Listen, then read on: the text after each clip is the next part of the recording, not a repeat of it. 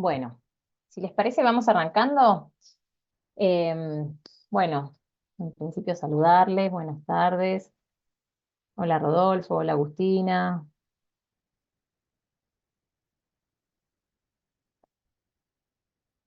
Bueno, ahí estamos. Bueno, vamos arrancando y se van sumando las y los demás que van ingresando. Em, bueno, hoy vamos a trabajar sobre la teoría psicogenética, ¿no? Que es algo que empezaron ya en los espacios prácticos. La intención tiene que ver con poder recorrer la teoría de Piaget, sí, pero desde la adolescencia. Vamos a recuperar un último periodo, ¿no? Que quedó pendiente de niñez, y después vamos a adentrarnos en la adolescencia. Es una clase breve, la teoría de Piaget es una teoría que no reviste en principio mayores complejidades, a veces queda como un poco esquemática, ¿no? En la medida en la que vamos recorriendo las distintas adquisiciones que va haciendo el sujeto a lo largo de los estadios. Y bueno, y en ese sentido creemos que se complementa con la propuesta del psicoanálisis, ¿no? Donde pensamos más bien en términos de vinculaciones, ¿no? De procesos psíquicos, de salidas, de entradas, ¿no? En términos de progresión, regresión que va haciendo el sujeto. Bueno, acá parece como si fuera casi ir subiendo la escalera, ¿no? Que si bien esto, digamos, no se propone todo lo que entendemos que sucede con la asimilación, la acomodación, no sucede como una adquisición, una conquista de un día para el otro, sino que se trata de sucesivos intentos, ¿no? Y esto en ese sentido es muy explicitado en el área educativa. Bueno, sí lo que vemos es que efectivamente hay una distancia, un complemento entre las dos teorías, ¿no? Para pensar a la misma etapa que podría ser niñez o adolescencia. Bueno, vamos a culminar entonces con el cierre de la unidad 3. No es el cierre de la unidad 3 porque nos queda adultez, sí, pero sí lo que quedaría comprendido para el segundo parcial. En ese sentido también vamos a lo último de la clase a conversar acerca de algunas coordenadas, ¿no? Como algunas de las cuestiones que seguramente tengan para preguntar. Vamos a también introducir las coordenadas de las próximas fechas de encuentro. Y eso es básicamente lo que va a suceder a lo largo de este encuentro, ¿no? Esos son los contenidos, estos son los momentos que vamos a trabajar en esta clase. Así que bueno, como para empezar, en primer lugar es preguntarles, ¿no? ¿Qué es lo que tienen, digamos, a qué les resuena la teoría psicogenética? ¿Qué se acuerdan? ¿Qué propone? Como para hacer un mínimo repaso, porque esto quedó planteado hace 2 semanas en los prácticos, digamos. Después nos metimos en adolescencia y quedó como a la mitad la teoría en la niñez. Y mucho más antes la habíamos visto respecto de las teorías de la psicología. Así que como para empezar, digamos, en un repaso inicial, algunas coordenadas básicas que se acuerden. Creo que estudiaba cómo se iba formando el conocimiento en el niño, ¿puede ser? ¿O me estoy Muy bien, confundiendo? Zaira. Muy bien. ¿Qué más se acuerdan?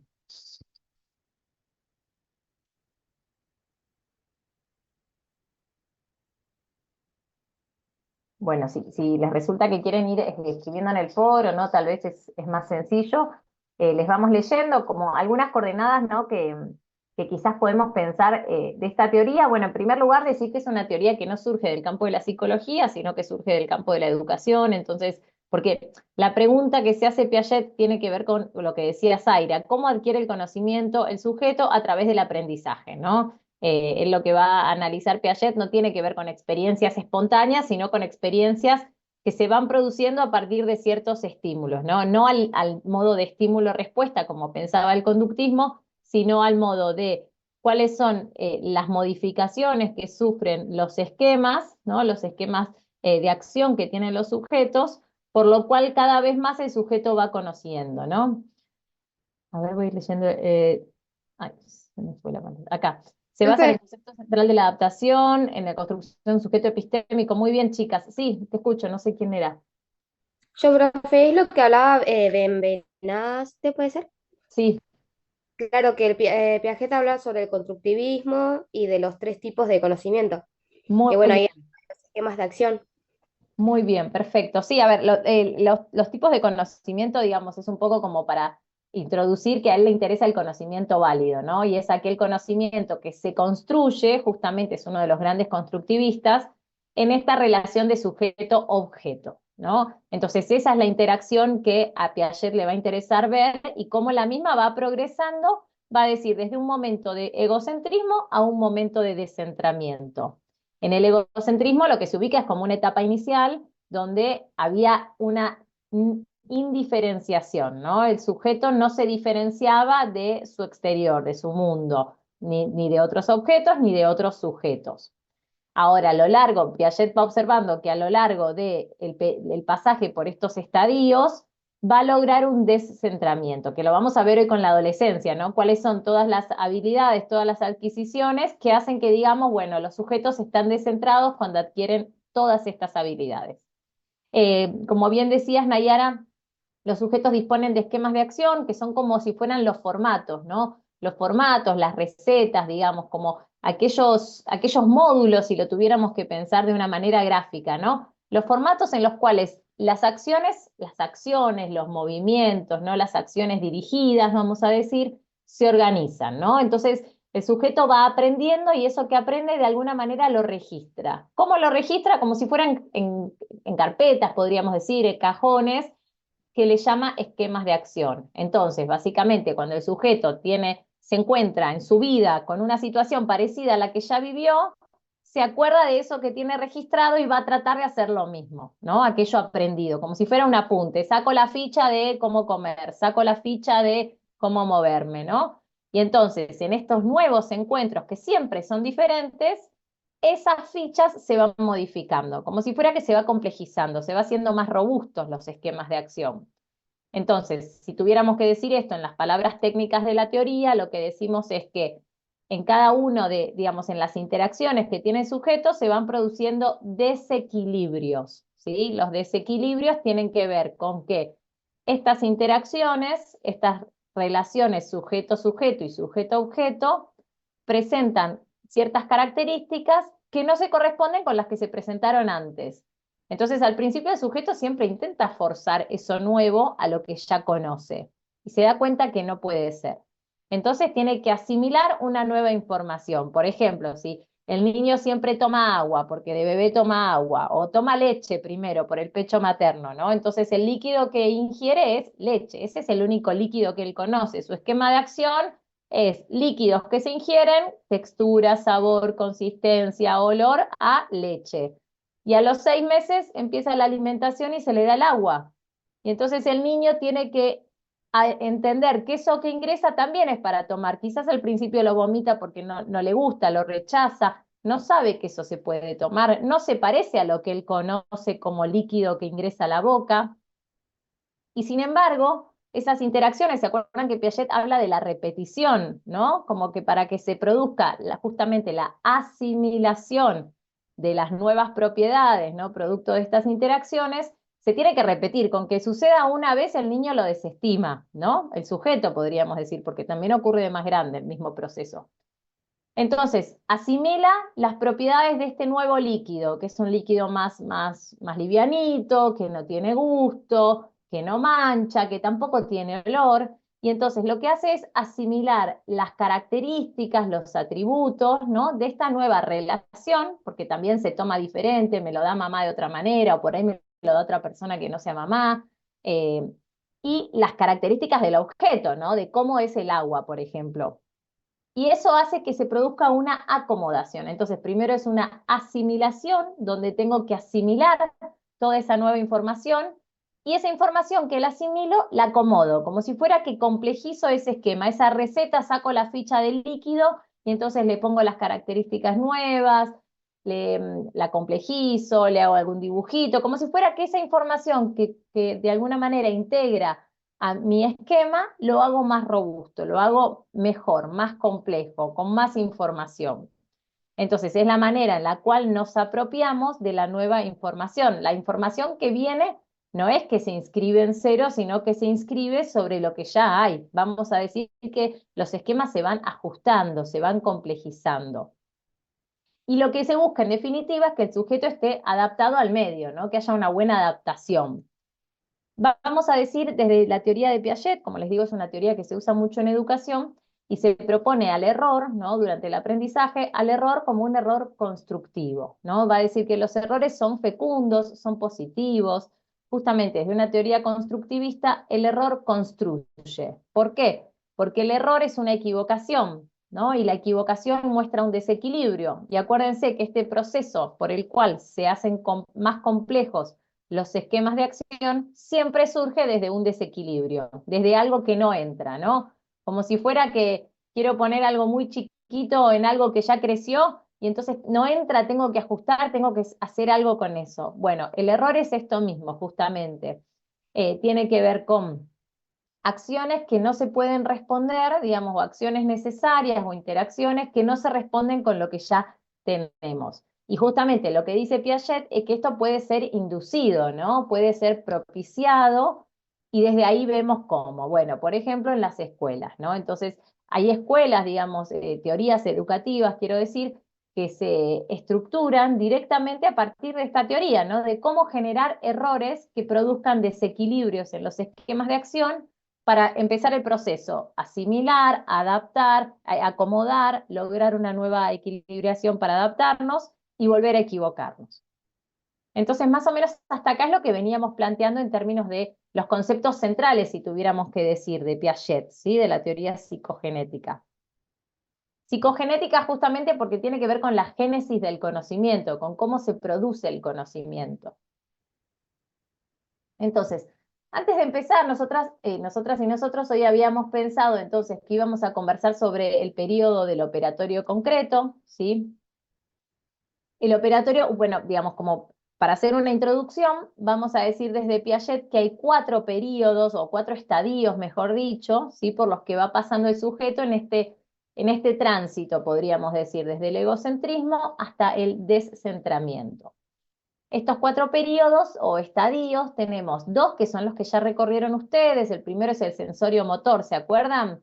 Rodolfo había copiado unas imágenes muy buenas de bebés, que bebés por ahí se están chupando no sé, los miembros, ¿no? Los pies, las manos.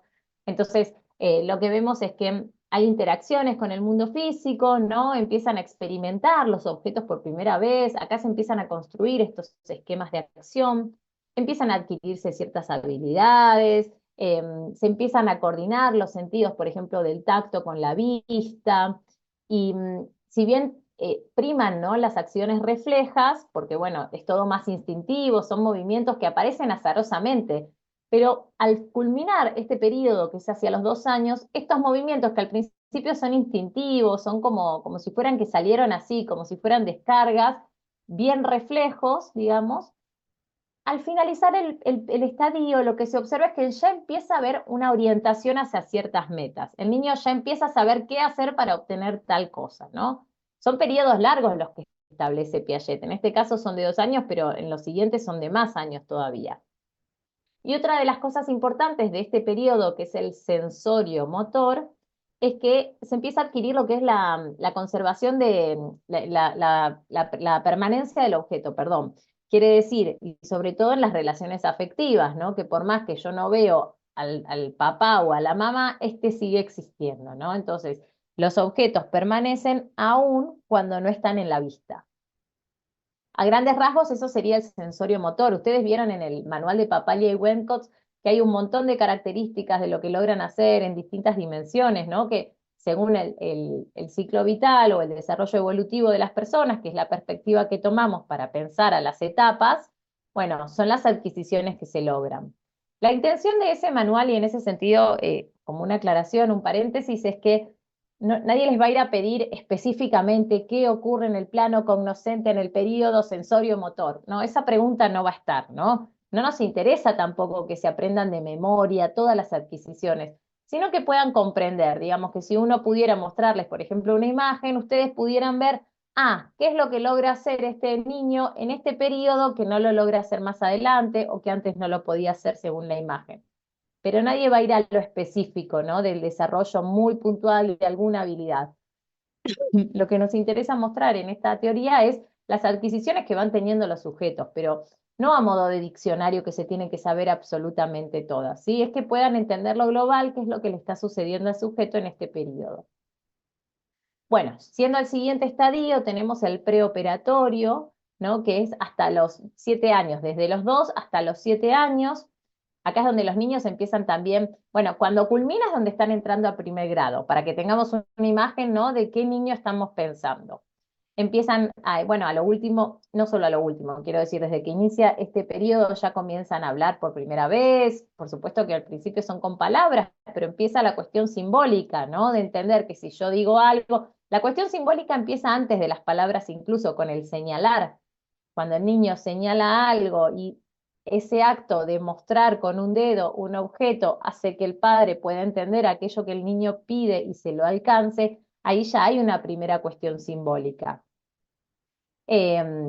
Bueno, también, digamos, sí, el pensamiento sigue siendo egocéntrico, ¿no? Digamos, si bien por supuesto que el niño ya empieza a entender que él está separado de su mundo, no es un egocentrismo tan primario como en el nivel sensorio-motor, lo cierto es que en este nivel decimos que todavía es egocéntrico porque el niño piensa que todo aquello que él piensa es lo común a lo que van a pensar los demás. No puede considerar que los demás piensen diferente a él. Él extiende su punto de vista a los demás, ¿no?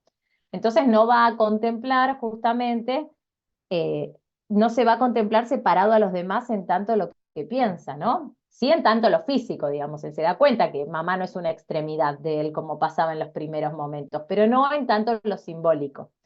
Y otra cuestión que es importante de este periodo, el preoperatorio, es que cuando ellos tienen que valorar una situación, solo contemplan un punto de vista. Por ejemplo, el típico caso de las sustancias, ¿no? Que si tenemos ciertos líquidos en distintos recipientes, no van a considerar que tal vez el recipiente que es más bajo pero es más ancho pueda tener la misma cantidad de líquido que el que es más alto pero más flaco, digamos, más eh, angosto, ¿no?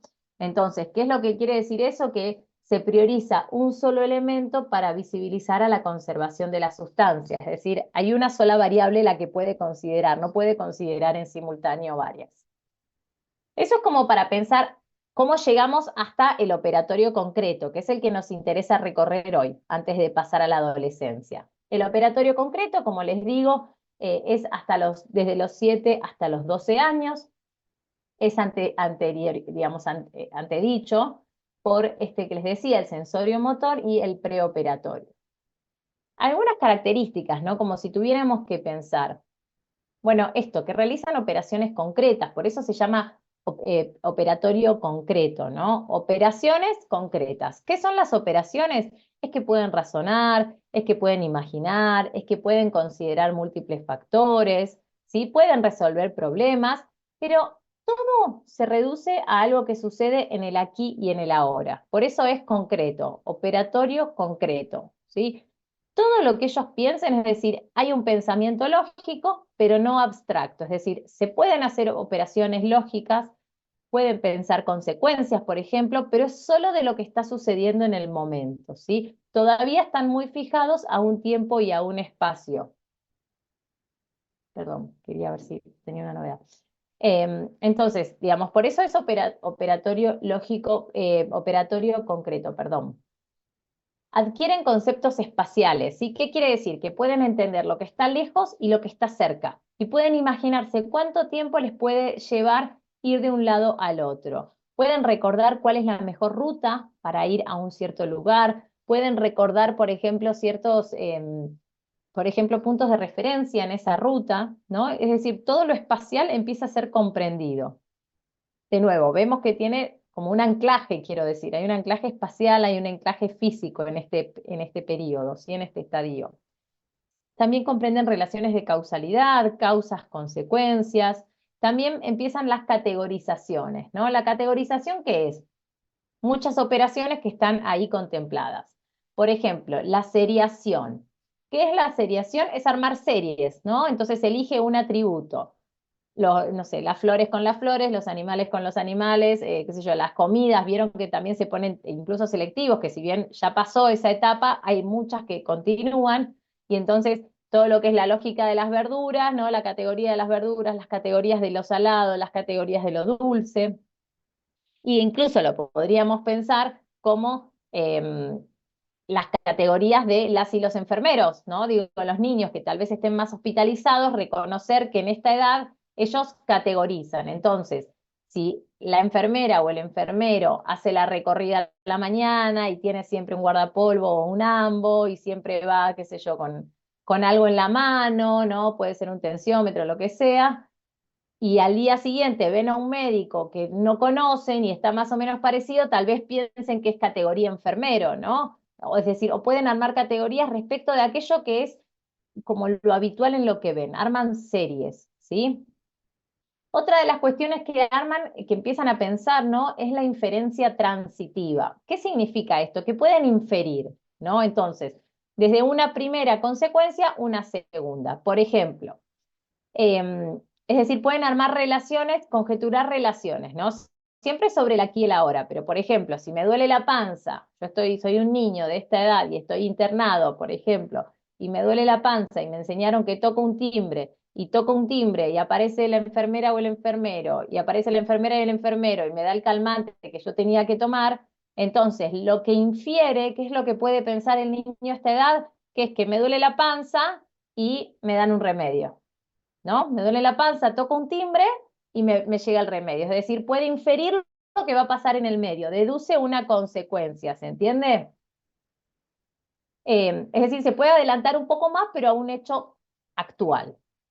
Y después tenemos también la inclusión de clase, ¿no? Entonces lo que pensábamos desde Piaget, el ejemplo que él da tiene que ver con agrupar, por ejemplo, en una clase, qué sé yo, en la clase, él pone el ejemplo de las flores, en la clase flores, bueno, puede agrupar distintos tipos de flores, ¿no? Empieza a armar conjuntos más grandes a partir de subconjuntos. Entonces los niños tal vez podrían entender, qué sé yo, que en el conjunto en la clase, para hablar técnicamente, en la clase hospital encontramos a los médicos, a los enfermeros, a los secretarios, a los personales de maestranza.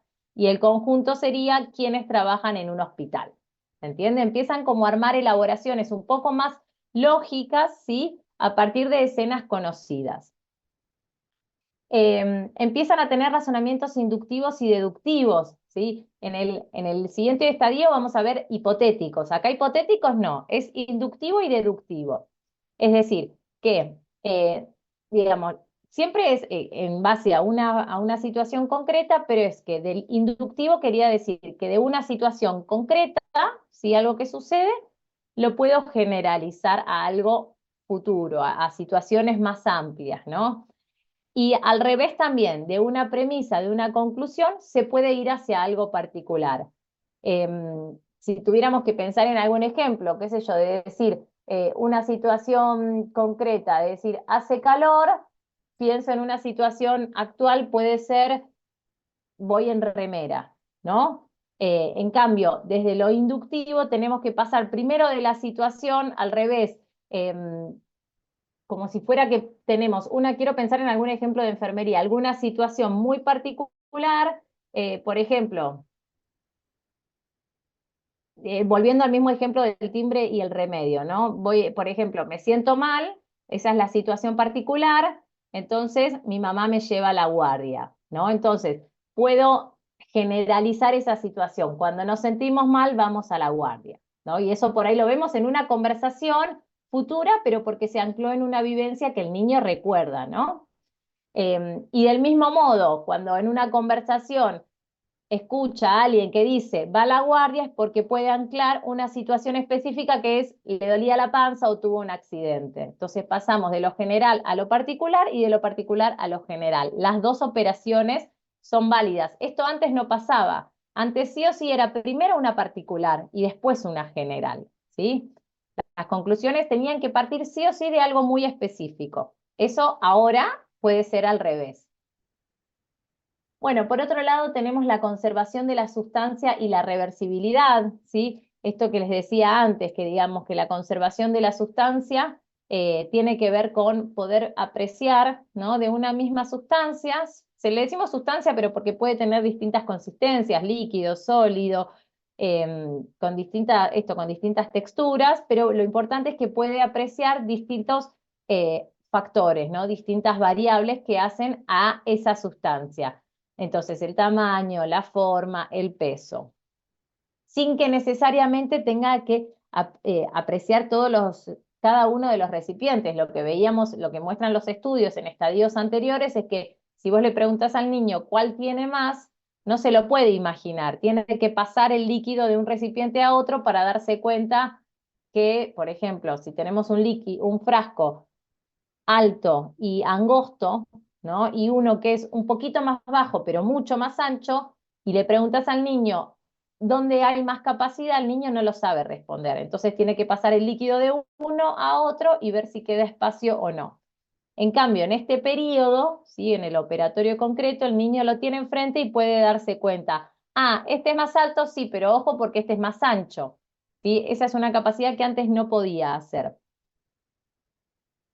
Irreversible, saber que, Mariana, perdón, por ahí agregar que en lo anterior, por más que vean que el líquido pasa, aunque vean que es el mismo, que lo pasan de un vaso diferente, no logran tampoco, en la etapa anterior, se siguen guiando por el vaso y no por el líquido. claro, y del Entonces, vaso un solo factor, es decir, veo que es más alto, ¿no? No puede considerar todas las variables. Bueno, y después, digamos, la capacidad bueno, la reversibilidad, esto que no les decía, que saber que los procesos son reversibles, ¿no? Que se puede volver a un estado anterior. Siempre usamos el caso del agua, ¿no? El agua, el estado de evaporación, volver al líquido, pasar a hielo como sólido, y lo mismo con las sustancias en general. Y después respecto a los números, decimos que tienen mayor dominio en números y en matemáticas, pueden hacer estimaciones, esta quizás es la principal adquisición, que pueden estimar, ¿no? Estimar ciertas cantidades, estimar ciertos tiempos, estimar las medidas, ¿no? De lo que sucede, digamos. Eso respecto de lo que sería este periodo operatorio formal. Hay una cuestión importante y en este sentido, digamos, vamos hacia los dos periodos, ¿no? Porque esto se comparte con el operatorio formal, que es el que sigue. Vamos a decir que el pensamiento moral, ¿no? El pensamiento moral tiene que ver con cómo se adquieren las pautas morales, las pautas de conducta, el deber ser de una sociedad, ¿no? Como el comportamiento esperado. Bueno, va a decir Piaget que se adquiere en estos, como ven ahí, en tres etapas, digamos. La primera de ellas, que todavía estaríamos en el periodo anterior, ¿sí? En el preoperatorio, lo que tenemos es una obediencia, como una obediencia más rígida, ¿no? Hay que hacerlo permitido, digamos, ¿no? El sujeto no piensa tanto, el niño no piensa tanto si eso está bien, si no, sino simplemente que se trata de aquello permitido es lo que se puede hacer, ¿no? Acuérdense que en el pensamiento moral es lo que se puede hacer, lo correcto, lo debido, las normas sociales, lo esperado. Ahora, si pensamos en el periodo este que estamos diciendo, que es en el operatorio concreto, el niño empieza a ser más flexible, como decíamos, que puede considerar más variables, bueno, también puede pensar en distintos factores que pueden influir, ¿no? En una misma situación que está sucediendo concreta, y uno le pregunta, ¿qué tenés que hacer ahora? ¿Qué sería lo correcto que hagas? El niño puede pensar distintas opciones, ¿no? Puede pensar distintos puntos de vista, distintos argumentos y elegir la propia. Entonces, por eso dice que es con flexibilidad, flexibilidad creciente, ¿sí?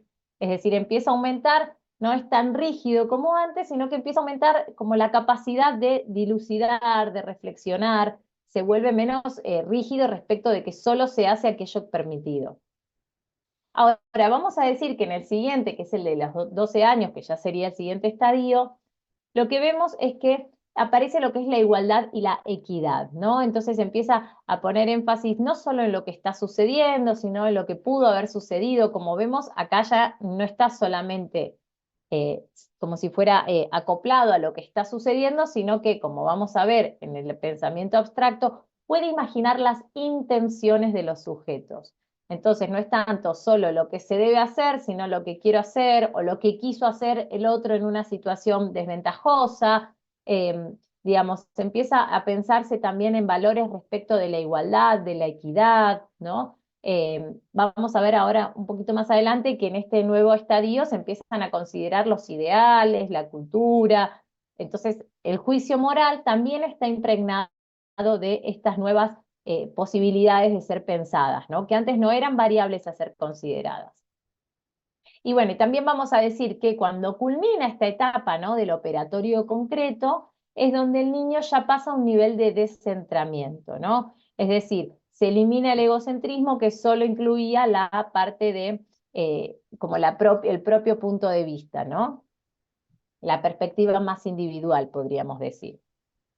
Hasta acá estaríamos llegando a lo que es el operatorio concreto, antes de pasar al operatorio formal, que ya es adolescencia propiamente dicho. ¿Hay algo de lo que leyeron? No sé si estuvieron leyendo el material, esto era de la clase anterior, como les dije, la semana anterior, no esta, sino la anterior, pero si hay algo que les haya quedado resonando respecto de los estadios de la niñez para la teoría psicogenética, o de esto mismo que estuve diciendo.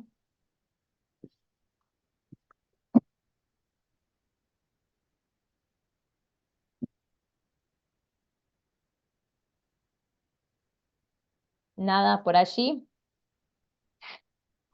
Bueno, Profe, entonces el centrismo, si no lo digo mal, ocurren cuando ya se pasa de la igualdad, ¿no? O sea, a partir de los 12 años aparecen esas dos cuestiones ya para arrancar en la adolescencia. el descentramiento, Descentramiento, sí. no, el descentramiento no tiene que ver con la igualdad, no. Ujú. Digamos, la igualdad, te lo voy a poner en la filmina anterior.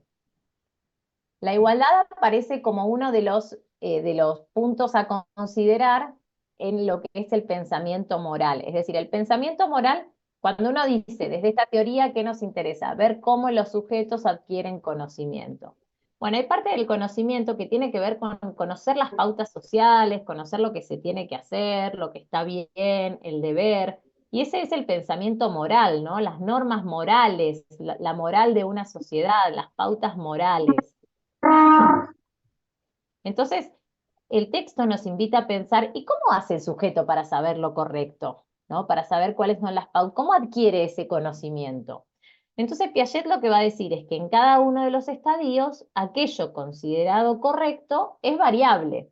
Entonces, cuando el niño es muy chiquito y está en el primer periodo, en el sensorio motor, vamos a decir que es, en el preoperatorio, vamos a decir que lo correcto es aquello que es lo autorizado, ¿no? Entonces el sujeto en verdad no piensa que es lo correcto por sus propios medios, sino que tiene que ver más con recibir una indicación sobre lo correcto, por supuesto, de una persona autorizada, quiero decir, en general de mamá y papá. Ahora, vamos a decir que en un segundo periodo ya empieza en el operatorio concreto, empieza a considerar distintas variables, distintos factores, ¿sí? Puede empezar a pensar en otros sentidos. Por eso decimos que es más flexible. Es decir, no es que simplemente lo correcto es lo autorizado, sino que realmente empieza a pensar en otras posibilidades, ¿no? Y en el último periodo, que es el que vamos a ver ahora, empieza la igualdad y la equidad, digamos. ¿Qué es lo correcto? Bueno, empieza a considerarse como lo correcto, ¿no? Por ejemplo, ponían situaciones el ejemplo que da el texto es una situación de un niño, una misma escena, donde hay un mantel que se mancha, hay un niño que lo tiró porque quería ayudar al papá que estaba trabajando con tinta y el niño para que el papá pudiera ser más rápido, sin querer, tira esa tinta y se mancha un montón, o el otro niño que, no sé si es medio a propósito o una cosa así, pero sin la intención de querer ayudar, tira la tinta, muy poquitito. Entonces se le pregunta al niño, ¿qué es lo correcto? ¿O cuál de los dos estuvo mal? ¿No? Digamos, pensando en el deber ser. Y él va a decir, bueno, no solo hay que considerar cuál es la mancha más grande, hay que considerar la intención, porque el que más manchó en verdad quería ayudar al papá. Y entonces empiezan también a considerarse no solo la intención, sino también la igualdad, la equidad, es decir, empiezan a haber un montón de otras variables a ser analizadas que tienen que ver con la vida con otros. Pero no quiere decir que poder pensar así es estar descentrado, ¿no? Lo que queremos decir por adquirir el descentramiento, tiene que ver con poder diferenciar al sujeto de los otros sujetos, de los objetos, de los pensamientos de los otros, ¿sí? Entonces no es solamente a partir de la igualdad, digamos, si no adquiere el sentido de la igualdad, el niño no está descentrado, ¿no? Tal vez la igualdad sea un valor que se adquiere incluso después. Y tampoco se trata de una sola adquisición. Piaget lo que va mostrando son distintos como eventos, si fuera, ¿no? Distintas adquisiciones que van ocurriendo en este periodo, pero no hay una edad fija. Estas edades incluso sirven como a modo de parámetros. Entonces, Tati, digamos, considerar la igualdad no quiere decir que el sujeto está descentrado, ¿no? Pero sí es uno de los criterios que vemos que aparecen cuando el sujeto ya adquirió, ya está más cercano a esa adquisición, ¿no? O a esa posición, mejor dicho. Ah, bueno, profe, muchas Hay un gracias. montón de otras, no de nada, hay un montón, ahora vamos a ver en el último estadio que hay un montón de otras variables que también nos muestran que el sujeto ya lo alcanzó, ¿no?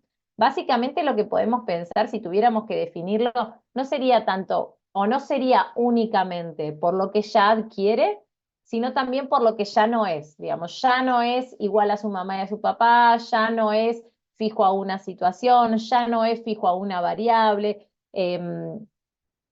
Digamos, como un poco, si tuviéramos que pensarlo, es eso. ¿Y qué es? Bueno, es un sujeto que puede pensar, que puede armar hipótesis, que puede sacar conclusiones, que piensa en ideales, que piensa en cultura, que piensa en sí mismo, en su propia identidad. Entonces, como no trataría de buscar una definición muy acotada de qué es descentramiento y qué es egocentrismo, sino más bien es un conjunto de adquisiciones, de habilidades que el sujeto tiene en ese posicionamiento. ¿Sí? Pero es complejo, son muchas cosas, no es una sola, no es la igualdad nada más. ¿Alguien más tiene alguna inquietud? Antes de pasar a la parte de adolescencia.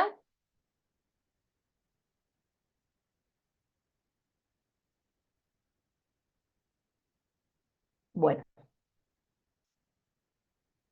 entonces, digamos, una cuestión que quizás nos permite como apreciar, ¿no?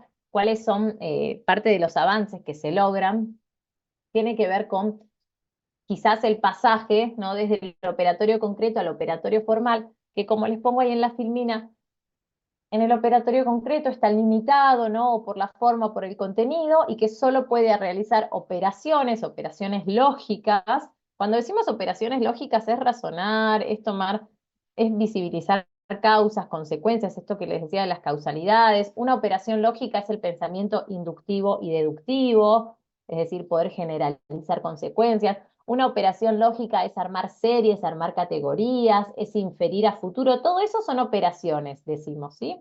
Pero siempre es concreto. Ahora, ¿cuál sería la diferencia con la adolescencia? Que el sujeto puede hacer operaciones formales desde los 12 años. Quiere decir que, vamos a decir que lo real es un subordinado a lo posible, ¿no? Y esto es súper importante, es decir, si antes operábamos, razonábamos, ¿no? Digo, todos los sinónimos de ese verbo, solo con objetos reales o concretos, ahora son con objetos lo real, es decir, aquello que está sucediendo, es algo que es una posibilidad, ¿no? Es decir, si tenemos, por ejemplo,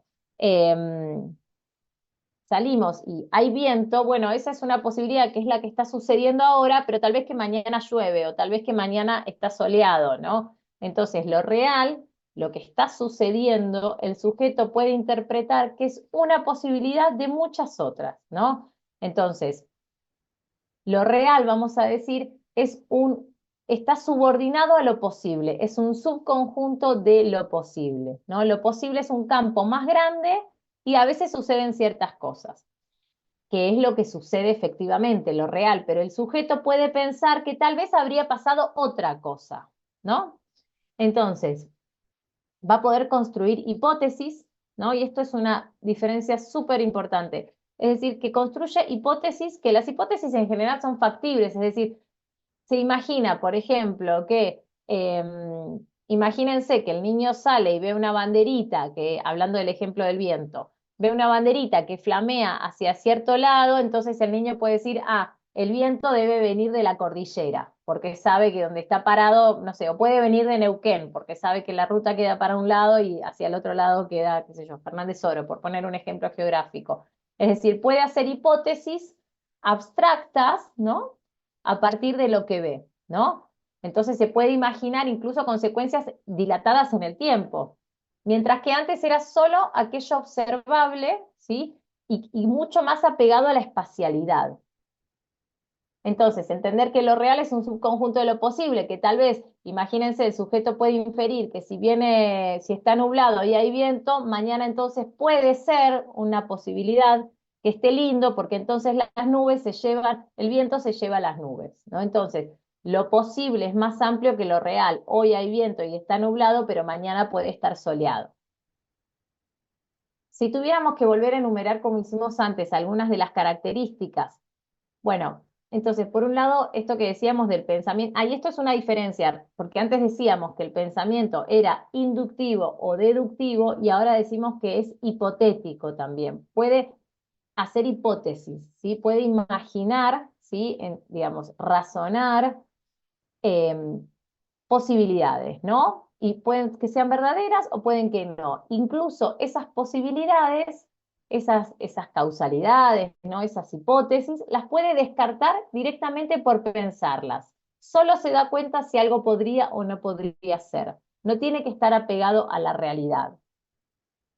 Vamos a decir que en esta edad, en esta etapa, en este estadio, tiene más posibilidades para resolver problemas. La lógica proposicional quiere decir que el sujeto puede operar, razonar, reflexionar con proposiciones, ¿no? Con proposiciones como si fueran proposiciones verbales, proposiciones simbólicas, no necesariamente con los objetos. Entonces, puede también estos pensamientos, estas proposiciones, las puede relacionar. Entonces puede establecer las juntas, puede sacar consecuencias, puede establecer conexiones, ¿sí? Vamos a decir que también tiene naturaleza combinatoria, porque puede combinar factores, puede aislarlos, es decir, puede imaginarse, por ejemplo, la escena de recién, si está nublado con viento, ¿cómo sería si está nublado sin viento? Mientras que antes no podía imaginar una posibilidad que no fuera la que está sucediendo. Antes era sobre lo concreto. Ahora se puede imaginar cómo, no sé, estaría esa banderita si estuviera nublado pero sin viento, ¿no? Entonces puede extraer variables, ¿sí? Puede alterarlas y alternarlas, ¿no? Si hubiera más viento, si no hubiera viento, ¿qué pasaría si no estuviera nublado pero sí hubiera viento? ¿Cómo se vería el color de esa bandera, por ejemplo, si no hubiera nubes? Es decir, puede ir alternando. Y también respecto del ejemplo que decíamos del agua, ¿no? O de la sustancia, ¿no? ¿Qué pasaría si el frasco fuera igual de alto pero más gordo, pero además de ser gordo fuera rugoso? ¿O qué pasaría si fueran estos dos mismos recipientes, pero el contenido en lugar de ser muy líquido fuera más bien espeso? Entonces puede ir imaginándose distintos factores, distintas variables, puede extraer una y otra y sacar conclusiones. Y todo esto desde el razonamiento, ¿no? Por eso vamos a decir que tiene más posibilidades de control de las situaciones. Bueno, esto que les decía, ¿no? Va a razonar sobre la cultura. A esta edad el niño no todo tiene que ver con sus intereses, sino también sobre la cultura. Vamos a decir que su pensamiento es igual al del adulto, ¿no? Es decir, tiene una estructura similar al pensamiento del adulto, puede criticar a la cultura, hay cosas que le gustan, hay cosas que no les gusta, puede entender que hay ciertas cosas que suceden por un orden cultural. Es decir, ya también empieza a interactuar más en un sistema social, ¿no? Cuando antes era más bien en un sistema, vamos a decir, ¿se acuerdan que decíamos que desde la psicología evolutiva se considera tanto lo biológico, lo hereditario, como lo social? Entonces, acá, cuando somos muy chiquitos, lo biológico es muy importante, ¿no? Porque va a marcar de alguna manera las posibilidades que tiene el sujeto. Lo que vamos a decir a partir de las posibilidades en términos de habilidades posibles de ser desarrolladas, ¿no? En términos de ciertos crecimientos, de ciertas maduraciones. Ahora, en esta etapa lo que decimos es que lo social empieza a tener un lugar muy importante, porque aquello que puede ser el sujeto, que puede hacer el sujeto, hacer, pensar, razonar, que es lo que le interesa a esta teoría, tiene que ver con aquellos intercambios. ¿Se acuerdan que decimos el tema de los intercambios, el tema de las interacciones? Entonces lo social que le provee de experiencias al sujeto es muy importante en esta etapa. Bueno, comparte códigos con los adultos. Esto es importante. Vamos a decir que los intereses, si bien puede compartir códigos, es decir, puede razonar, ya tiene el sistema de símbolos muy incorporado, ¿no? Digo, razonar justamente cuando hablamos de lo simbólico es poder usar el lenguaje para expresarse, bueno, logra, digamos, razonar con complejidad. Lo que vamos a decir es que el contenido de eso es diferente entre los adultos y los adolescentes. En el caso de los adultos, en general tiene que ver con cuestiones como o más rígidas, ¿no? O más como de los deberes, ¿no? De la vida de un adulto. En cambio, la vida de un adolescente quizás fantasea más, puede pensar acerca de su futuro, puede imaginar mundos, puede imaginar otros mundos. La fantasía como algo muy importante, ¿no? Entonces, independientemente que disponga la misma capacidad que el adulto, bueno, lo que tiene que ver con los intereses desde los cuales va a pensar y va a razonar son diferentes. Bueno, también lo que vamos a decir respecto de esto es que el adolescente en este sentido, respecto del estadio anterior, es que así como decíamos que lo concreto era lo que prevalecía en el estadio anterior, ahora lo concreto puede ser demorado, ¿no? Digo, las gratificaciones, como las consecuencias pueden ser esperadas, la impulsividad vamos a decir que disminuye, ¿no? Toda experimentación puede tener gratificaciones que exceden a lo inmediato. Vamos a decir que también es un momento donde está construyendo su identidad y en ese sentido vemos que puede... se les escucha cortados, Milagros. No sé las No, demás. se escucha bien. A vos se te escucha Ah, bien. bueno, me quedo tranquila. Entonces, lo que vamos a decir también que en la adolescencia, el adolescente se está pensando, piensen en un adolescente común, ¿no? Se está pensando, está construyendo su identidad, sus propios gustos, sus intereses, y esto de que se puede pensar a sí mismo, tiene una sensibilidad respecto de sus ideas, de sus intereses, puede imaginar su futuro, muchos futuros posibles puede imaginar, se empieza a preguntar por este tipo de preguntas que antes no sucedían. Bueno, articula ideas, ¿no? Entonces, ¿qué pasa? Vemos, por ejemplo, adolescentes que están, qué sé yo, escuchando música y a partir de ciertas canciones se imaginan cosas o están como en su mundo, ¿no? Mirando en la ventana en su mundo y quién sabe lo que piensa. Bueno, porque esta es una posibilidad que ahora están empezando a tener, ¿no? A operar desde lo abstracto, ¿sí? Con ideales, con valores, con culturas, con sentidos, ¿no? Sobre su propia identidad, sobre sus diferencias respecto de los demás. Empieza a pensar a la identidad en una cultura, en un contexto, ¿no? Se empieza a reconocer él como una propia unidad.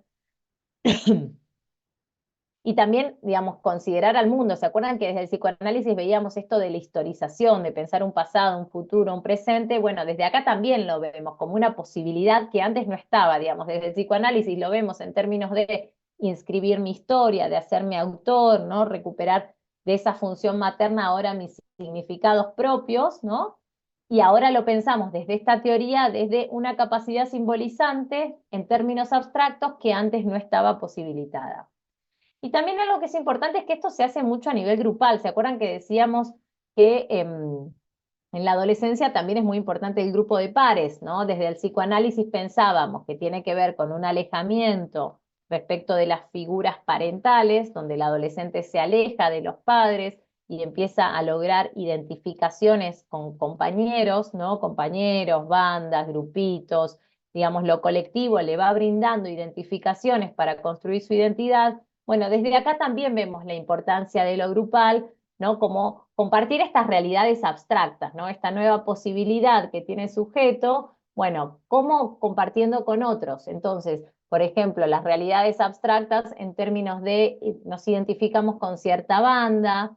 Desde la adolescencia, el texto marca diferencia en cómo la grupalidad va variando en función de si es un adolescente más chico o más grande. Entonces, en la adolescencia temprana, lo que vemos es que empiezan como estas más ensoñaciones, ¿no? Más las fantasías, pensar en abstracto, pero como más esto, desde la fantasía, desde el juego de palabras, desde un futuro, qué pasaría si esto no hubiera pasado, ¿no? Como algo muy de cavilación individual, mientras que en la adolescencia media va a ser más lo grupal. Entonces, los valores, todo esto que se piensa a nivel grupal, estos códigos, sí, Diana, busca sus ideales, tal cual, tal cual. Y no solo los busca, los piensa, se pregunta si sí, si no, en qué situaciones, lee otra cosa o se ocurre otra cosa y se da cuenta que lo anterior no estaba tan bien, ¿no? Como mucho de esto de pensar, que a veces los vemos, por eso desde estos enfoques criticamos mucho las miradas que dicen está en la edad del pavo, déjalo que no entiende nada. Bueno, está pensando, que es un montón en verdad también, ¿no?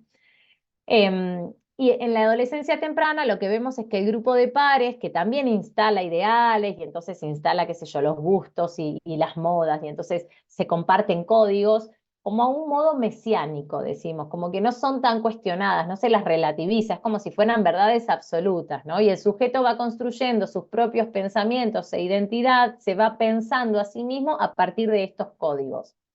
En cambio, en la adolescencia tardía, lo que pensamos es que el sujeto ya puede de alguna manera distanciarse de estos gustos compartidos, de estas ideas grupales, ¿no? Y puede distanciarse y justamente desde un pensamiento lógico formal, abstracto, personal, puede elegir con qué sí y con qué no identificarse. Bueno, digamos, y como para pensar también, antes de terminar, que esta teoría surge, ¿no?, en el ámbito educativo, por supuesto que comprender que los adolescentes disponen de estas capacidades en términos de operar con símbolos de una manera abstracta, con posibilidades, que esto que les decía, de extraer variables, de pensar en consecuencias, de conjeturar, digamos, sin estar tan apegados a la realidad, supone que la escuela debería proveer de ciertas tareas que estimulen, vamos a decir, no solo lo que logra hacer, sino lo que puede lograr, ¿no?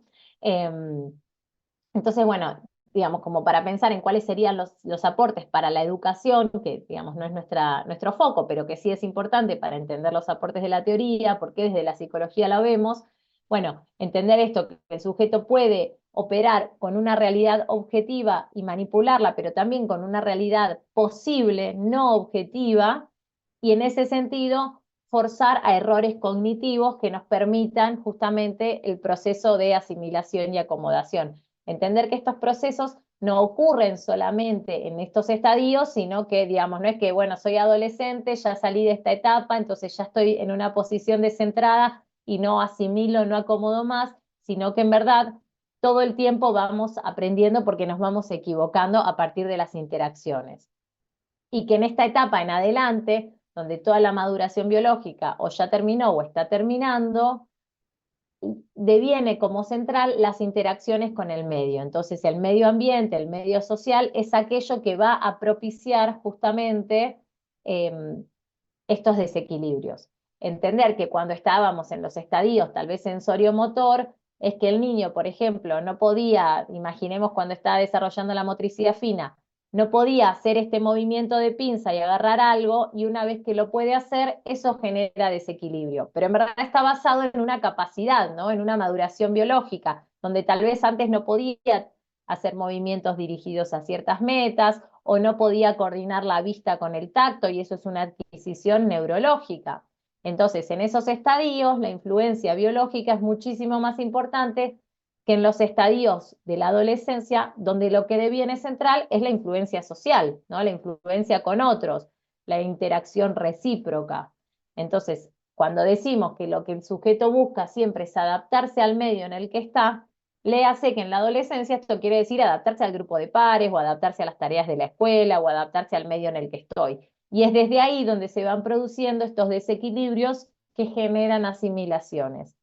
Pero todo lo que la asimilación puede proveer a esa estructura, a ese esquema de acción, viene dado por lo que puede hacer en un estadio, digamos. Si yo al sujeto, por ejemplo, lo confronto con cierto estímulo, le va a generar desequilibrio, pero todavía no puede hacer operaciones abstractas, por ejemplo, lo que va a poder asimilar es algo muy acotado a esa experiencia. Ahora, si yo le propongo un ejemplo muy parecido, pero está en otro estadio, eso mismo le va a generar otro desequilibrio. Por más que fuera el mismo estímulo, la misma situación, le va a generar otro desequilibrio y ya tiene capacidades diferentes, por ejemplo, en este caso, la manipulación abstracta, que le va a permitir enriquecer su esquema de acción de una manera que antes no lo hubiera podido hacer. ¿Sí? Bueno, esto sería adolescencia, digamos, desde la teoría psicogenética. Antes de pensar en los aportes de enfermería, me gustaría que, digamos, si tienen alguna inquietud, si hay algo de lo que dije que no les resuena, si no se comprende.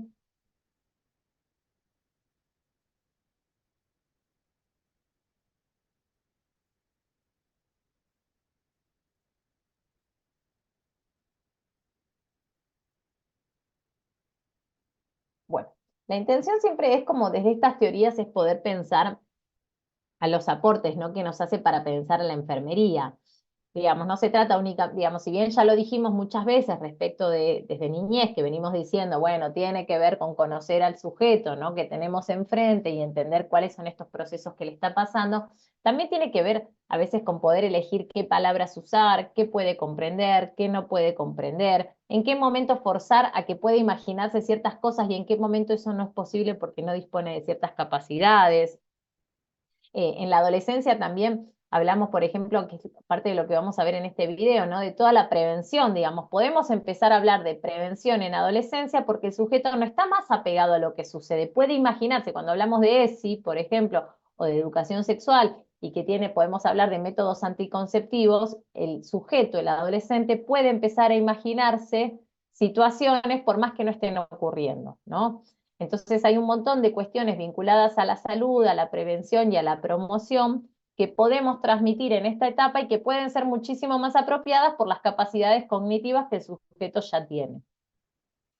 Entonces, en ese sentido es que les quiero mostrar este video como para invitar a la reflexión. La verdad es que no es un video que tenga contenido teórico, sino que se trata de cómo cuidamos la salud de adolescencias y desde ahí poder pensar en justamente modos en los cuales están habilitados solo a partir de que el sujeto está atravesando por estas etapas, ¿no? Yo les voy a copiar el link y son ciertos minutos, así que les copio el link y ahora les paso los minutos que son.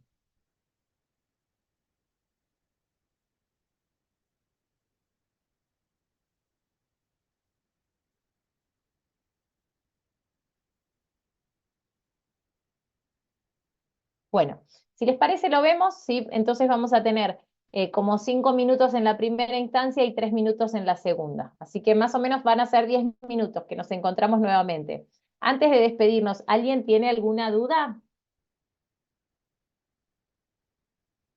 Yo tengo una duda. Sí, por favor. Yo estaba viendo que el texto de Carol y bueno, y otro texto más es como que tenían similitud en el tema de, bueno, de historizar y demás.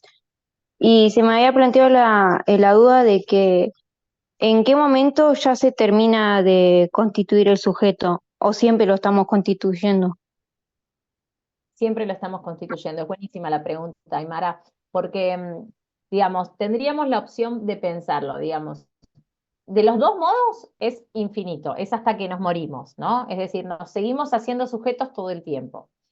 Las dos teorías, las que vemos en cada una de estas etapas, pero lo podríamos pensar incluso para las teorías de la unidad 2, que son un montón. Es decir, desde la neurociencia podríamos decir, bueno, todo el tiempo estamos teniendo nuevas neuronas, ¿no? Conexiones sinápticas, por ejemplo. O imaginemos que vos tenés un accidente y todo el área del cerebro, qué sé yo, que estaba destinada a ciertas capacidades visuales se ve afectada. Bueno, a veces esa área y esas neuronas van a potenciar la capacidad auditiva, porque hablamos de la flexibilidad del cerebro. Entonces, desde el cerebro también diríamos que siempre nos constituimos como sujeto. Todas las teorías dicen esto. Lo que pasa es que en la de Piaget, no la de Carol es psicoanálisis, pero primero empiezo respondiendo por esta. La teoría de Piaget lo que diríamos es que todo el tiempo estamos constituyéndonos como sujetos, descentrándonos porque si bien el sujeto ya está en una posición descentrada, todo el tiempo la seguimos reforzando porque todo el tiempo el medio ambiente nos va trayendo nuevas experiencias desde las cuales los esquemas de acción se van como si fueran las cajitas, ¿no? Las fichas que tenemos en de nuestro conocimiento, se van complejizando. Todo el tiempo vamos encontrándonos con nuevas experiencias. Sin ir más lejos, pensemos desde la pandemia hasta acá todo lo que aprendimos sobre la tecnología. Y ya estaríamos descentrados. Entonces, uno podría decir, bueno, yo ya no aprendo más porque ya soy adolescente o ya soy adulta. Bueno, no. Como el medio y las interacciones nos traen todo el tiempo situaciones nuevas, pensemos a la constitución del sujeto como aquel que conoce para esta teoría, bueno, todo el tiempo se va haciendo más sujeto, podríamos decir, se sigue haciendo sujeto. Eso desde la teoría de Piaget, ¿sí? Ahora, si tuviéramos que pensar desde el psicoanálisis cuándo se termina de hacer sujeto el sujeto, bueno, nunca, cuando nos morimos, ¿no? ¿Por qué? Porque todo el tiempo vamos desarrollando nuestra identidad. Acordate, por ejemplo, si yo te pregunto hoy, Aymara, ¿vos te acordás cómo fue, no sé, imagínate unas vacaciones muy buenas para vos, no sé, un verano re bueno. Y bueno, vos hoy me dirías sí, porque nos fuimos a tal y a tal lado, hicimos tal y tal cosa, nos encontramos con no sé quién, no sé cuánto, bueno. Ahora, si yo esa misma pregunta te la haría un año después, es decir, ¿qué hiciste el verano pasado? Uy, no sabes lo que pasó el verano pasado, por qué lo pasamos, por qué nos encontramos. Es decir, un mismo suceso, si yo te lo preguntara cerquita en el tiempo, vos me dirías algo, y si te lo pregunto hoy, 15 años después, me dirías otra cosa del mismo suceso. ¿Qué te quiero decir con este ejemplo? Te quiero decir que todo el tiempo reconstruimos nuestra historia. Acordate que nos hacemos sujetos, vamos constituyendo nuestro yo en la medida en la que escribimos nuestra historia.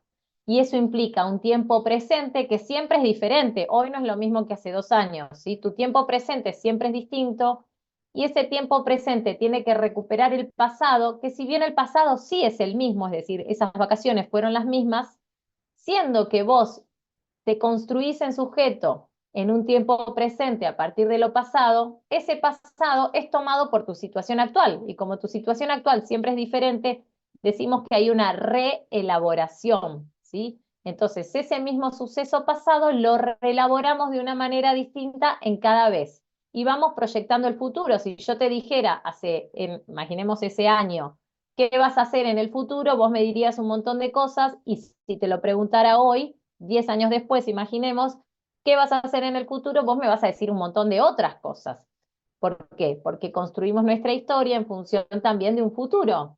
Y ese futuro también es cambiante. Entonces, nos hacemos sujetos a partir de construir nuestra historia y nuestra historia todo el tiempo la estamos reconstruyendo, reescribiendo. ¿Se entiende?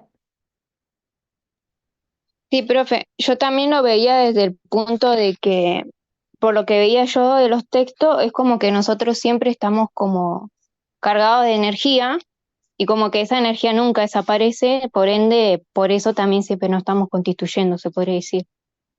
Sí, desde el aparato psíquico sería eso, ¿sí? Cuando pensamos en términos subjetivos, hablamos más como de las identificaciones, de las elecciones, sujeto como subjetivo, ¿no? Yo siempre hago la analogía de lo objetivo y lo subjetivo, como cuando decimos, bueno, lo objetivo, bueno, esta botella es objetiva, es una botella real, la vemos, tiene ciertas características, tiene una capacidad limitada, es objetivo, existe, está ahí.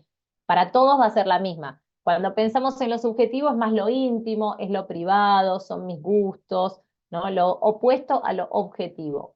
Y en ese sentido siempre hablamos de esto, identificaciones, historias, gustos, intereses, actividades, deseos. Ahora, lo que vos estás trayendo respecto de la energía es lo del aparato psíquico. La pregunta tendría que ser en ese caso es, profe, ¿cuándo se termina de constituir el aparato psíquico? ¿Entendés? Y yo ahí te respondería, Aymara, el aparato psíquico siempre se está constituyendo, porque todo el tiempo vamos teniendo experiencias nuevas, placenteras, que nos permiten seguir fluyendo con la energía disponible. O vamos sublimando, por ejemplo, actividad. Empecé un curso nuevo. Bueno, ahí está sublimando energía para poder hacer ese curso, ¿no? Acordate la sublimación como actividades de interés público, de fines sociales, por ejemplo. Perdón. O podríamos también pensar en escenas placenteras donde uno va teniendo descargas pulsionales, ¿no? Incluso de índole sexual. Entonces esas descargas siempre son diferentes porque son nuevas experiencias. Pero eso tiene que ver con el aparato psíquico, ¿sí? Entonces la pregunta sería, profe, ¿cuándo se termina de constituir el aparato psíquico? Nunca, todo el tiempo se va reconstituyendo. Está bien, profe, gracias.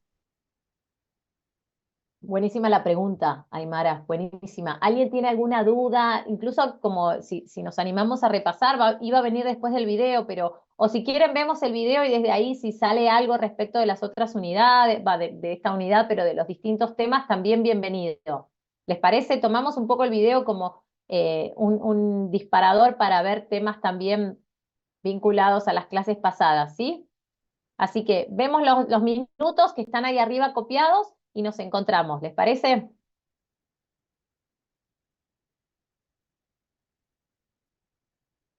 Yo voy a apagar la cámara, pero estoy acá también.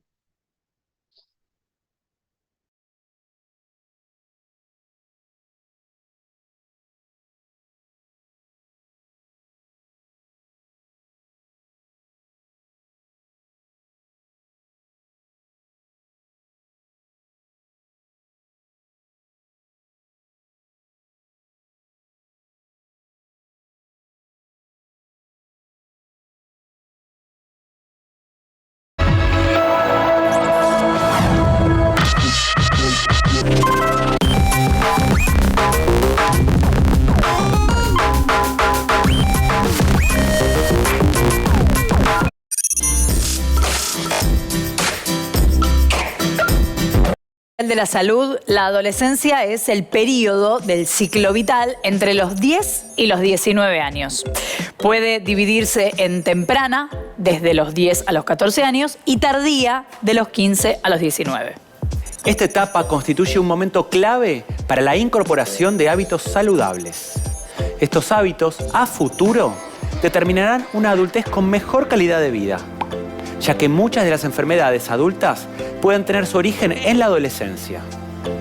El Programa Nacional de Salud Integral en la Adolescencia del Ministerio de Salud de la Nación aborda la salud como un derecho humano y social. Sus acciones se enmarcan en la Ley 26.061 de Protección Integral de Derechos de Niños, Niñas y Adolescentes, que garantiza el derecho a su salud integral. También la Ley 25.673 de Salud Sexual y Procreación Responsable, la Ley 26.529 de Derechos del Paciente, Historia Clínica y Consentimiento.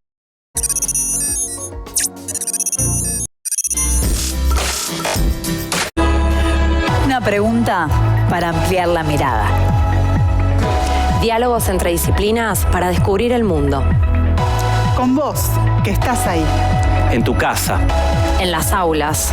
Con los y las docentes. Nuevas formas de conocer.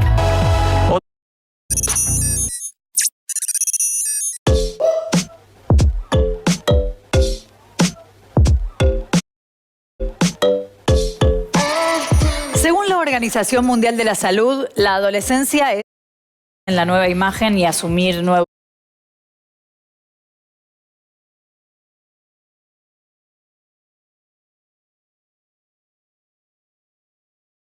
Y la carga de enfermedad asociada al VPH, sus complicaciones y mortalidad.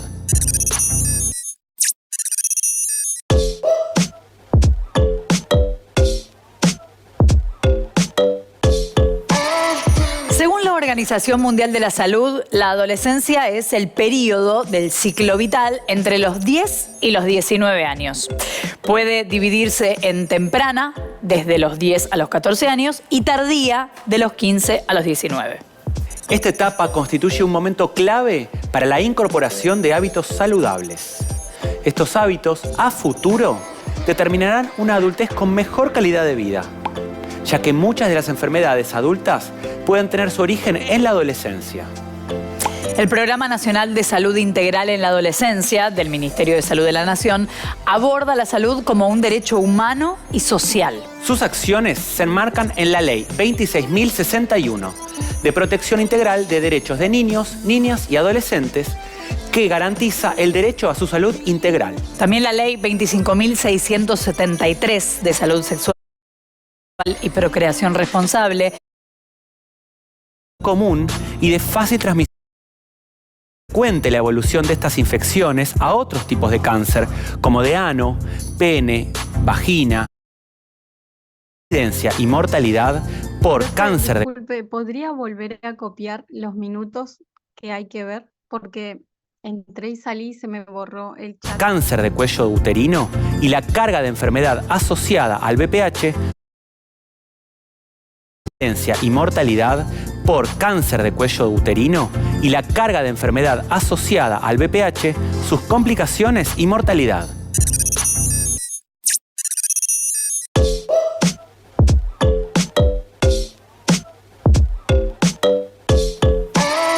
Según la Organización Mundial de la Salud, la adolescencia es el período del ciclo vital entre los 10 y los 19 años.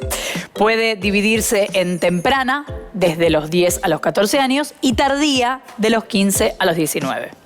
Esta etapa constituye un momento clave para la incorporación de hábitos saludables. Estos hábitos, a futuro, determinarán una adultez con mejor calidad de vida, ya que muchas de las enfermedades adultas pueden tener su origen en la adolescencia. El Programa Nacional de Salud Integral en la Adolescencia del Ministerio de Salud de la Nación aborda la salud como un derecho humano y social. Sus acciones se enmarcan en la Ley 26.061 de Protección Integral de Derechos de Niños, Niñas y Adolescentes, que garantiza el derecho a su salud integral. También la ley 25.673 de salud sexual y procreación responsable, la ley 26.529 de derechos del paciente, historia clínica y consentimiento informado, y el nuevo Código Civil y Comercial de la Nación. Así, se promueve y difunde el derecho de los y las adolescentes a acceder al sistema de salud en forma autónoma, sin obligación de acompañamiento de un adulto y respetando la confidencialidad. De todos modos, contar con una persona adulta de confianza para conversar sobre estos temas puede ser muy valioso. La salud pública diseña sus políticas y medidas pensando en el ciclo de vida de la población.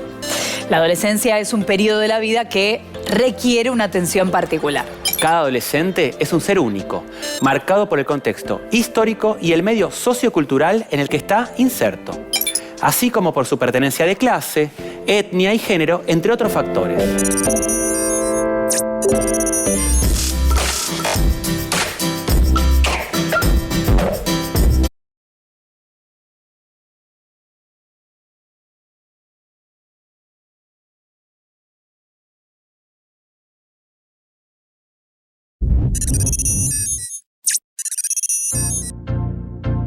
¿Cómo mejorar el acceso a la salud de chicos y chicas? Muchas veces, los y las adolescentes no perciben los recursos de salud como accesibles. Otras tantas son los profesionales de los equipos de salud o de otras áreas quienes desconocen el marco legal que garantiza el acceso al derecho a la salud de chicos y chicas. En algunas ocasiones, la población adolescente puede encontrar algunas dificultades para acceder al sistema de salud.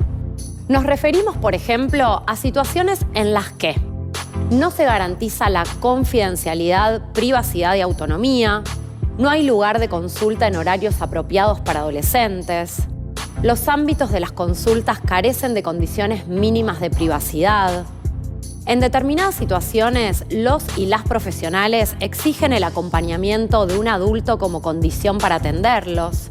La actitud de los y las profesionales durante la consulta impactan las decisiones de los y las adolescentes. Se piensa la adolescencia como patológica o como una edad de riesgo. Persisten normativas paternalistas o reprimendas morales. Las y los adolescentes no conocen la existencia de espacios para la atención y las ofertas que brindan. Los adolescentes temen ser vistos.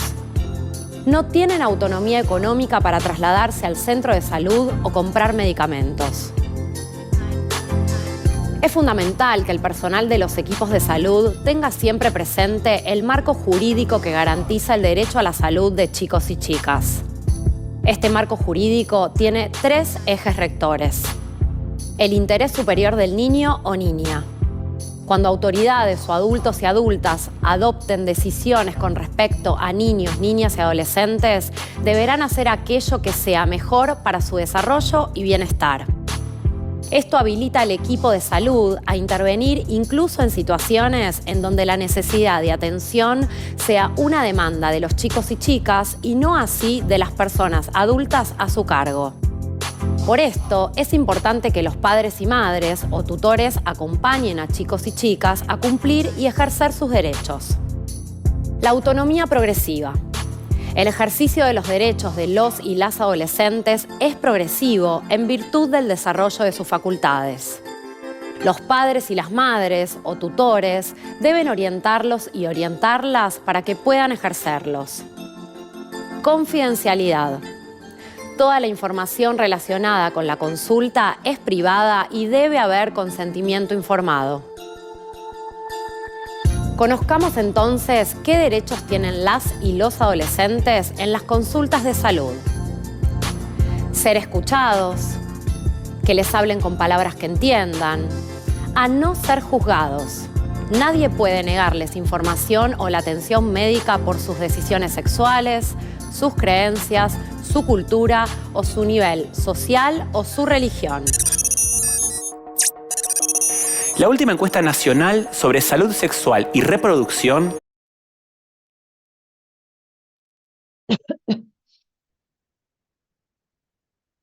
Bueno, no sé si estamos.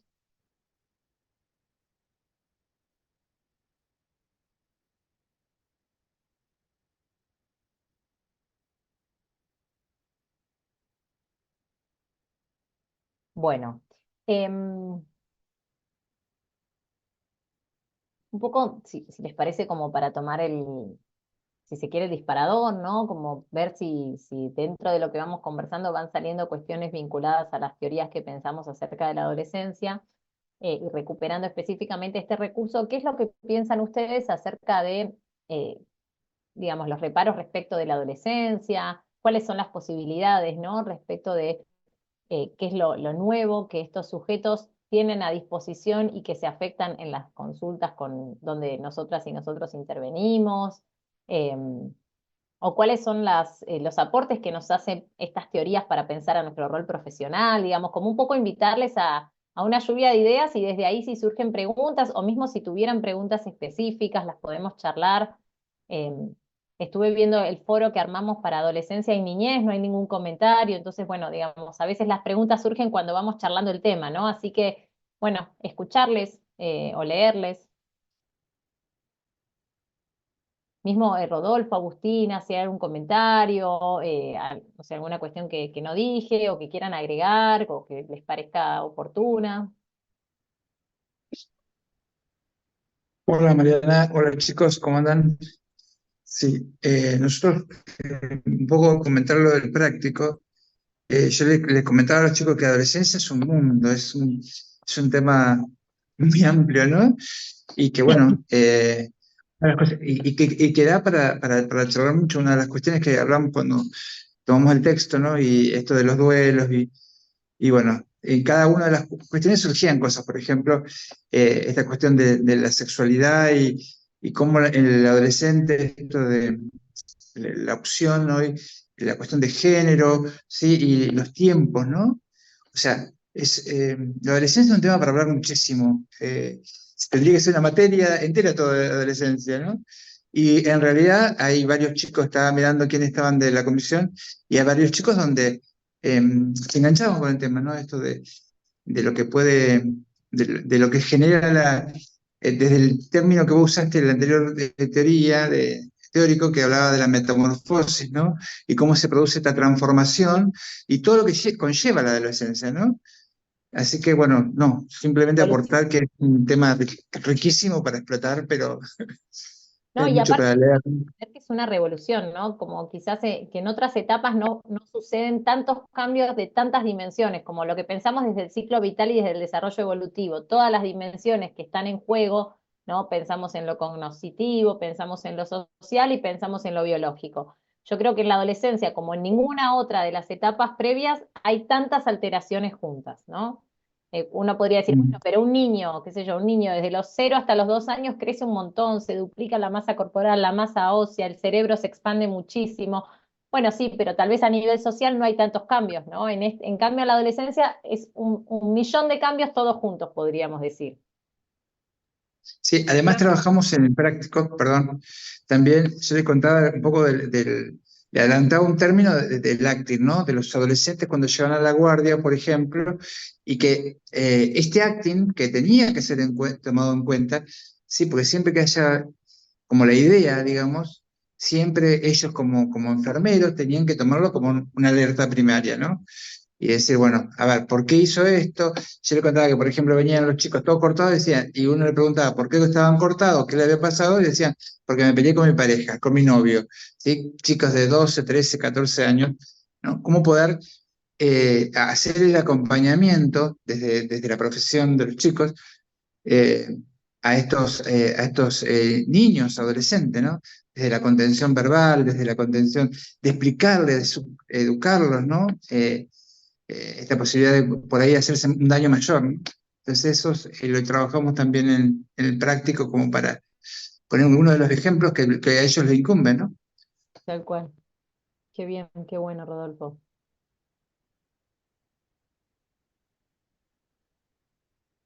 Profe, Sí, te escuchamos, Dalí.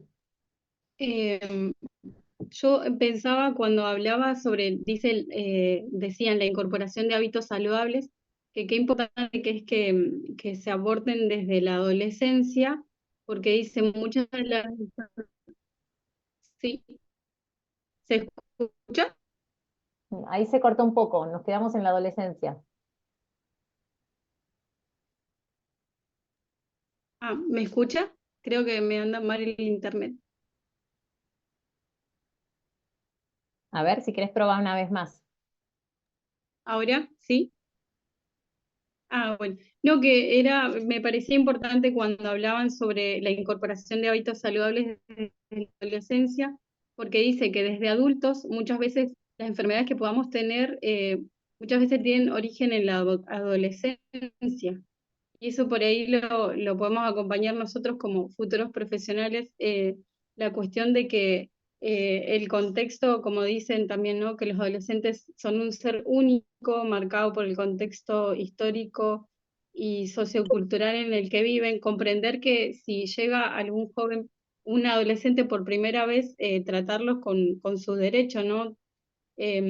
Comprender que quizás es la primera vez que se acercan a un espacio de salud y poder hacer valer sus derechos. Está Desde buenísimo. la confidencialidad, la empatía, quizás escucharles. Bueno, eso me pareció importante, lo de las leyes también. Sí, algunas de las cosas que yo iba notando, ¿no? Que tienen que ver con lo que venimos pensando en términos de las teorías, ¿no? Cómo en este video los adolescentes se pueden preguntar a sí mismos. Acuérdense que la pregunta por la propia identidad, por el pensarse a sí mismo, empieza en esta etapa. Entonces, ¿cómo se pueden preguntar por sus miedos, ¿no? Pensar, fantasear, cómo serían, imaginarse escenas, esto que les decía antes, qué tan importante es respecto de la prevención. También esto que decís, Dali, digamos, si uno puede transferir, ¿no? La importancia de ciertos hábitos, imaginemos estos saludables que vos te referís, pensando en que las consecuencias son para la adultez. Bueno, si vos se lo planteás a un niño, el niño no lo va a poder proyectar porque su capacidad de pensar hacia futuro es más limitada que la adolescencia, por ejemplo. Entonces, no se trata únicamente de proveerlo en la adolescencia porque las consecuencias pueden deberse a malos hábitos en este periodo, sino porque antes sería como letra vacía, como que el adolescente, el niño, no se lo podría apropiar, no estaría en capacidad. En cambio ahora, dadas las estructuras de pensamiento que ya está adquiriendo, puede resignificar eso. Si no, vos se lo decís y no se lo apropiaría, ¿no? También esto, la importancia de entender que si viene solo a una consulta, ¿por qué a partir de la adolescencia y no del niño? Uno podría decir, bueno, el niño también es sujeto de derecho y el adolescente también es sujeto de derecho. Sin embargo, en la adolescencia entendemos que ya se pueden expresar mejor, que pueden identificar, conocen, se piensan a sí mismos, conocen su cuerpo, qué les duele, o lo están conociendo, ¿no? ¿Qué les duele, qué no les duele? Pueden manifestarse. Distinto del niño que tal vez no conoce las palabras o no sabe qué le pasa.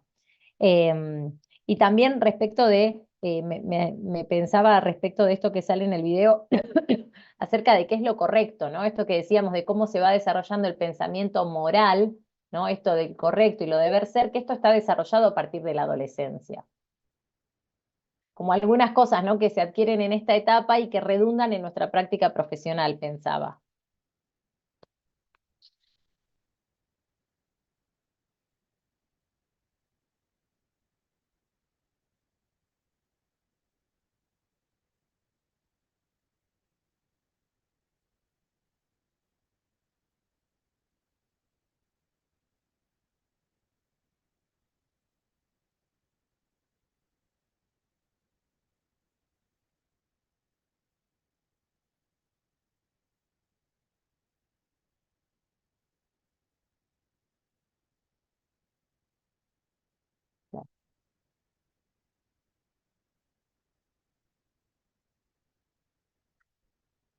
Y tal cual.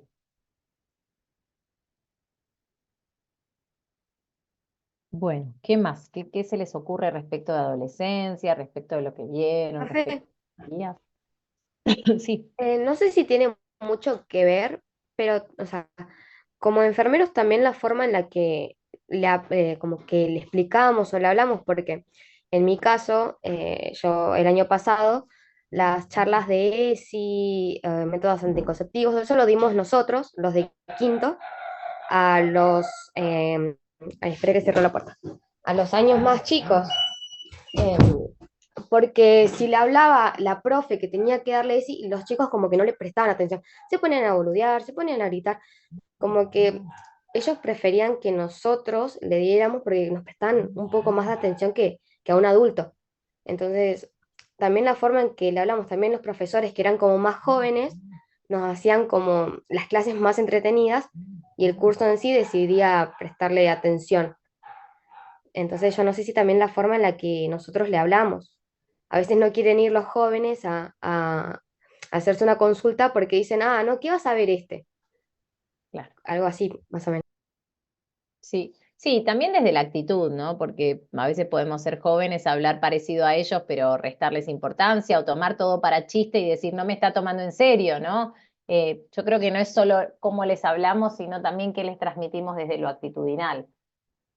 Hoy puede haber una persona grande que se haga como que use códigos o palabras como el joven y vos decís, bueno, le está hablando parecido, sí, pero por ahí el estudiante puede o el paciente puede decir, ay, este que se viene a hacer el canchero, si es un viejo.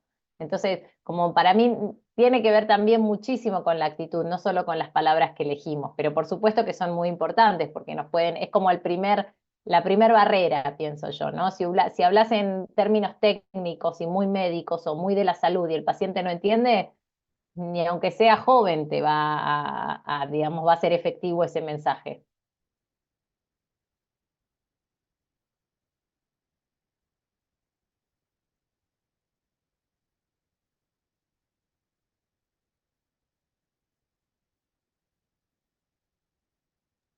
Claro, por eso es importante por ahí, para aclarar, sumar, es cuando se plantea el hablar el idioma del paciente.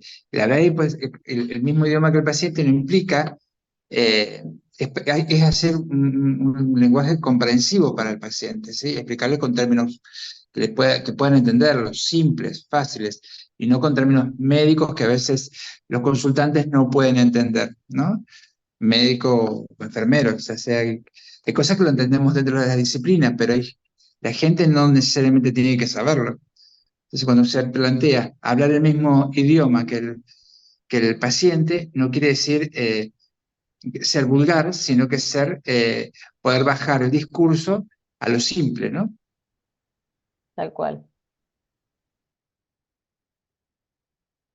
Sí, a veces cuanto más en las adolescencias, ¿no? Que quizás vienen con prejuicios respecto de las instituciones, que son instituciones que parecen lejanas, frías, ¿no?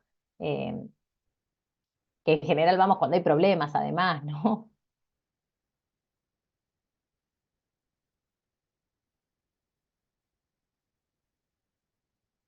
Bueno, ¿alguna duda, algún comentario, algo que no hayamos dicho?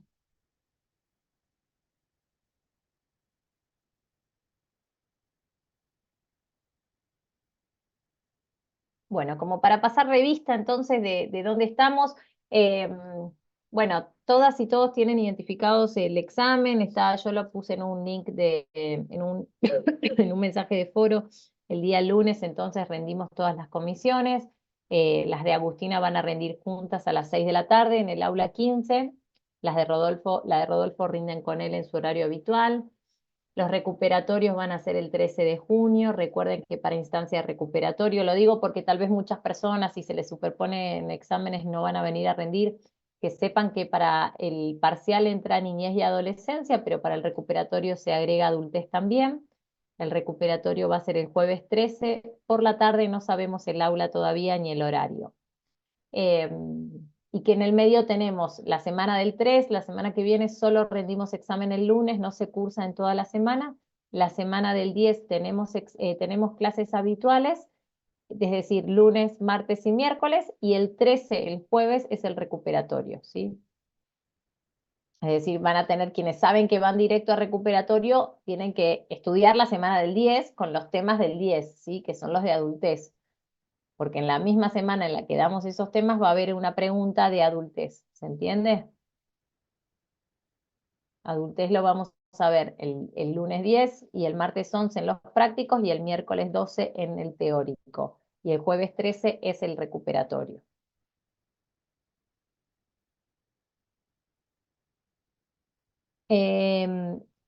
Ángeles Santos, mira, No, no vamos a pedir una integración de las teorías. Son dos preguntas, una de niñez y una de adolescencia, desde una u otra teoría, básicamente.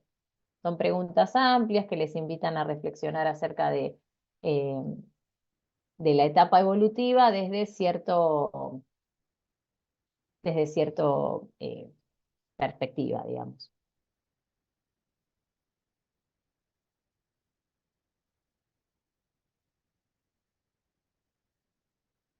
Bueno,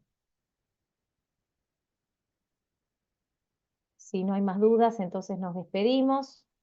Nos estaríamos encontrando entonces el lunes en los exámenes correspondientes. Si tienen alguna duda, vamos a estar revisando el foro, sí, están los dos temas abiertos por si hay dudas específicas que podemos ir evacuando en la medida en las que surjan. Y si no, bueno, van a estar las clases de consulta también, así que, bueno, y hay documentos de cátedra en términos de guías de lectura, ¿no? Subidos en PEDCO también para acompañar las lecturas según los temas.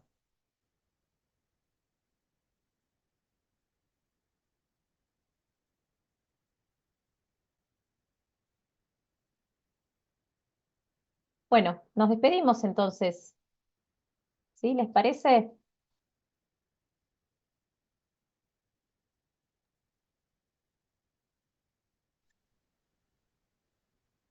Chao, Sebastián.